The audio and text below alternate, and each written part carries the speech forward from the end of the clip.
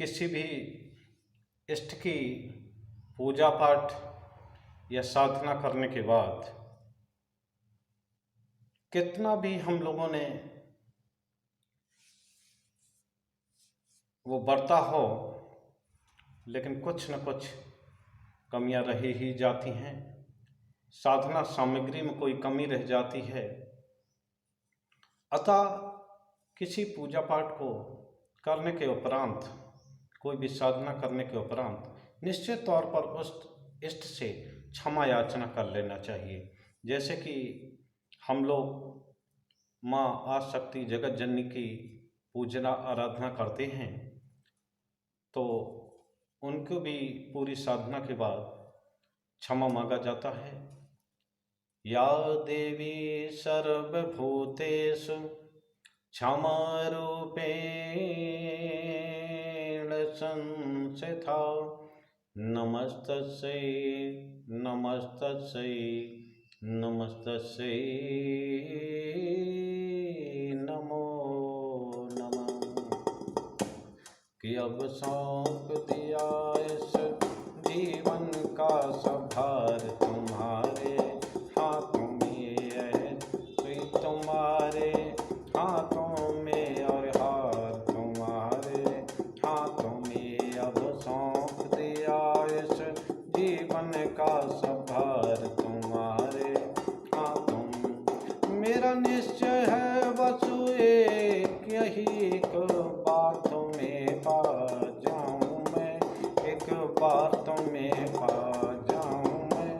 अर्पण कर दूं दुनिया भर का सब प्यार तुम्हारे हाथों में। अब सौंप दिया इस जीवन का सब भार तुम्हारे हाथों में।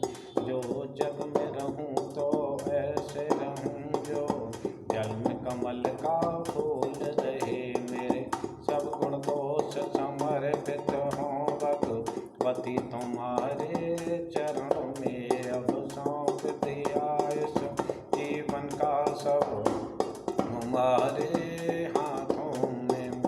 मानव का मुझे जन्म मिले तो सब चरणों का पुजारी बनूं। इस पूजक की एक रग का हो तार तुम्हारे हाथों में हो, तार तुम्हारे हाथों में हो, तार तुम्हारे हाथों में।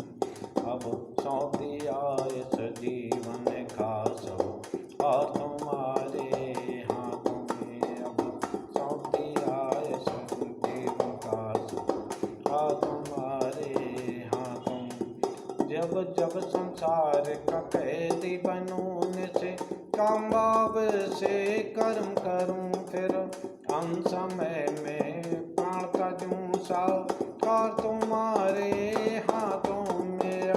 सौंप दिया इस जीवन का सब तुम्हारे हाथों में। अब सौंप दिया इस जीवन का सब और तुम्हारे हाथों में। मुझ में तुझ में बस भेद यही, मैं नर हूँ तुम नारायणी हो। मैं हूँ संसार के हाथों में, संसार तुम्हारे हाथों में। अब सौंप दिया इस जीवन का सब भार तुम्हारे हाथों में। अब सौंप दिया इस जीवन का सब भार तुम्हारे हाथों में। अब सौंप दिया इस जीवन का सब भार तुम्हारे हाथों में। है जीत तुम्हारे हाथों में और हाथ तुम्हारे हाथों में। अब दिया इस जीवन का सब भार तुम्हारे हाथों में। है जीत तुम्हारे हाथों में और हार तुम्हारे हाथों में। इस प्रकार से साधना संपूर्ण होती है।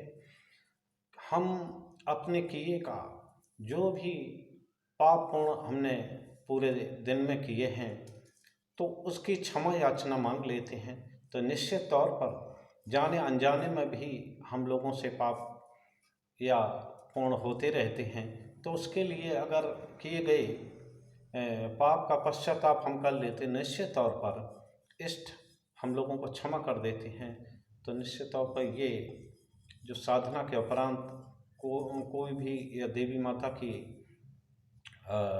साधना हो, उसके उपरांत क्षमा मांग लेने पर निश्चित तौर पे ही माँ हमारी किए हुए अपराधों को क्षमा कर देती हैं। जय माता की जय।